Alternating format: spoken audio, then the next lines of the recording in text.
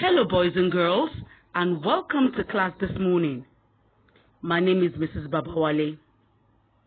For the past 2 weeks, we've been exploring the topic script writing for a play. And this week and next week combined, we shall be rounding up on that topic by writing scripts of our own. Last class online, some of you were able to start writing your script, and some of you have not started at all.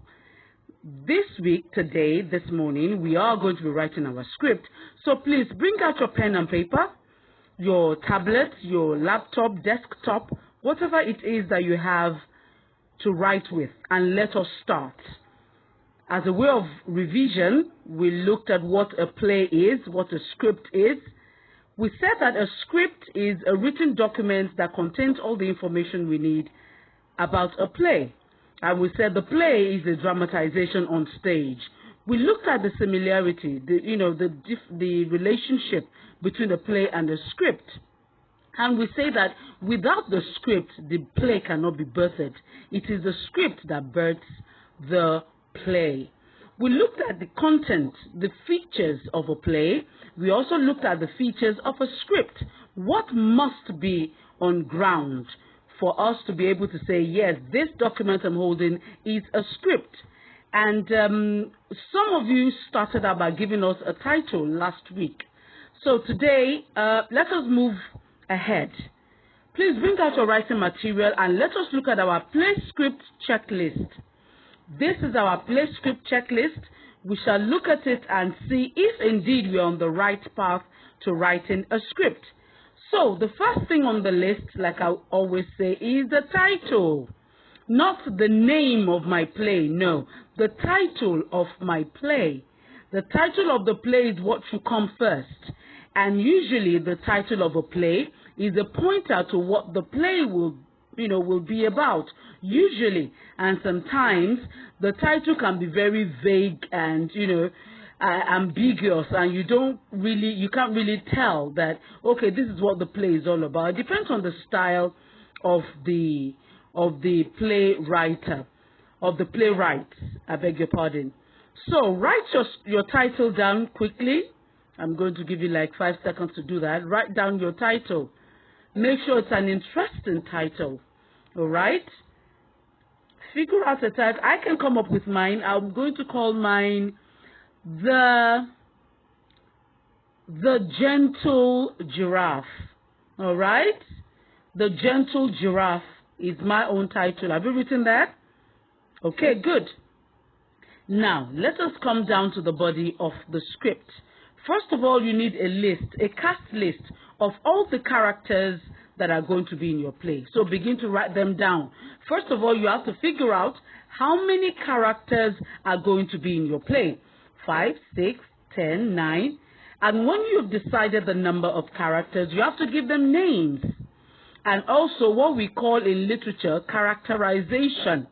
That means the way you present these characters to the readers and listeners, the audience, to see, so that we can figure out the kind of, people or animals they are.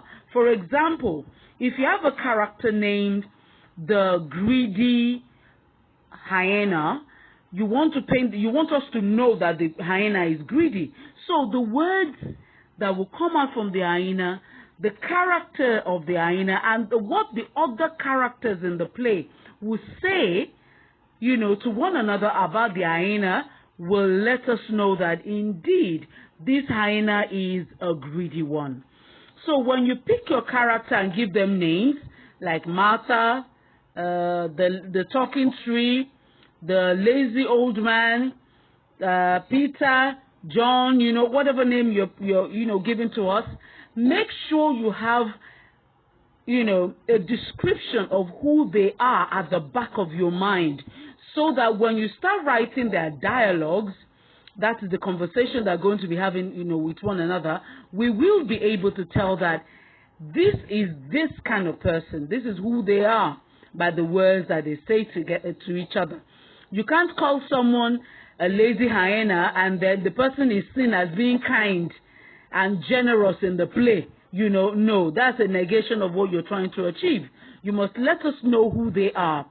So write your cast down, their names, and how many they are going to be in the play. That's check number 2. Now, number 3, check stage directions in brackets and in present tense. Now, stage direction has to do with how the character will act when it's just coming on stage. For example, is it going to come in through the right side of the stage or the left side of the stage? Or is it going to come in screaming on stage? What exactly is it going to be? Is it going to be dressed, in rags, or dressed in what exactly? That is additional info that we can get from a script when we look at the stage directions that are usually written in brackets. So now begin to write your stage direction in brackets and in the present tense. For example, you want to write something like, Shola walks in quickly with a bottle of juice on the left hand. Then you put it in bracket. That is written in the present tense, and it's also a stage direction.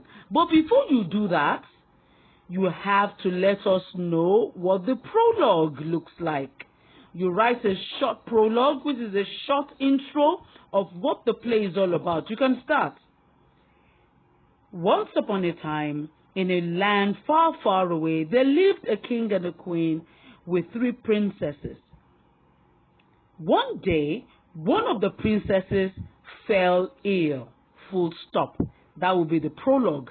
And then you now start Scene 1, Act 1. Scene 1, Act 1. Okay?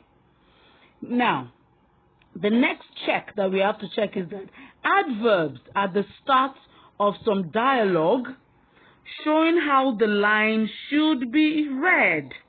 Yeah, some adverbs at the end of a dialogue. You know what the dialogue is? What the conversations that the characters have in play. Those kinds of conversations are usually called dialogue. Now, sometimes before you write a dialogue to the name of a character, you can start it with an adverb to show just how that character should read and express, himself or herself. For example, a line is given to Martha, a dialogue, and she's supposed to say something like, "Leave me alone," right? Now, the character, you as the character, as a character, you don't know how you're supposed to say that. So you start with an adverb and write, "in tears," okay, or angrily, or tearfully, okay, or happily. With that, the character will have a feel of how he or she is supposed to say it. If "leave me alone" is supposed to be said angrily, of course you would go something like, "Leave me alone." If it's supposed to be said in tears, the character would go, "Leave me alone." And if it's supposed to be said with excitement, the character would go something like, "Leave me alone." So adverbs at the start of dialogues help us to know how the characters should read their lines. Now, next check. We say character names are written on the where? On the left of a script. Excellent. Good job. The characters' names are supposed to be written on the left part of the script. And colons are used after characters' names. The next check. You write the character's name, King Theophilus, and then you put your colon there before writing out the dialogue. Or Queen Martha, or Mary, or Bimpe, or Ibukunoluwa, and then you put the colon there before you write the dialogue, what they are supposed to say, the lines they are supposed to say one to another. Now, let us forget the next check is There is a new scene for every time the setting changes. Yes, when you start scene 1, act 1. But if the next place, if it is still the next scene, but different people, it will still be scene 1, act 2. If it is still the same scene and different people, different characters, scene 1, act 3. But once the scene, the setting changes, then you change the scene. Like scene 1, act 1. Then if the scene changes, you go to scene 2, act 1. Or scene 3, act 3, and on and on. Don't forget, when the scene of the settings changes, that means you have to change your scene for every time the setting changes. Now, there is a line for every speaker. Next check. Make sure you don't write the dialogue of the characters. You don't write all their dialogue together in the same line and you end up mixing everything up. No, that is not the way to go. Every character must have their own line. The talking tree, says something, probably to the greedy dog to say something, and on, and each character has their own lines so that the dialogues are not mixed up, okay? Now, there are ellipses to show a character is thinking or stuttering. Ellipses, that is the 3 dots. If, probably a character says something like, I am going to the market, and we add the ... It means the character is still thinking as he or she is speaking, or the character is stuttering, either one. So when you use those 3 dots, it tells us that the character is still thinking and probably will still say some more. Now, next check. Capitals or italics are used to give emphasis to a word. In a script, you see some words are written in capitals or italics. These to draw attention to that word because we want to give emphasis to the word. We want the people that are listening or watching it or reading to know that there is more to this word than meets the eye. They should pay special attention to it. And lastly, the last check. There are no inverted commas for speech. You don't use your inverted comma. Usually when we're writing reported speech, we put it in inverted comma. But in a drama, in a play script, where the characters are written on the left and then you put the colon, you write their speeches straight on. Unless, of course, they themselves are trying to quote someone else. That is when you can now say, okay, you want to put the inverted comma to show that this character is quoting someone else. But aside from that, there are no inverted commas for speech. Now, before we look at the 2 remaining parts of this document, which says, the first one says, what do you think was good about the play script you have read or you have written? And what are the improvements or additions you would suggest that will make it more interesting for the reader? Before we do that, we are going to write our script. Yes, when we are done writing our script, then we will now come back to this document and we will be able to answer it by ourselves that what was the good and interesting thing about the play and what are the improvements or additions you can add to the script to make it more interesting. I know that you have started writing your script already, so I'm going to give you some time to put your script together. Make sure you start with the title. Don't forget our play script checklist, the title, the cast list of the script, your prologue, all right? After the prologue, and then you start. Scene 1, act 1, scene 1, act 1. And like I said, if it is still the same scene on and on, you still continue using scene 1. But if the scene changes, you change to scene 2. Now, your characters' names are on the left. Give them their conversations, their dialogue. Let us see what they are saying to each other. And let us see how you put your stage direction in brackets and in the present tense. Let us see that. Shola jumps up in joy. And then, now in brackets, then in front of you, say, hooray, I'm free. Something like that.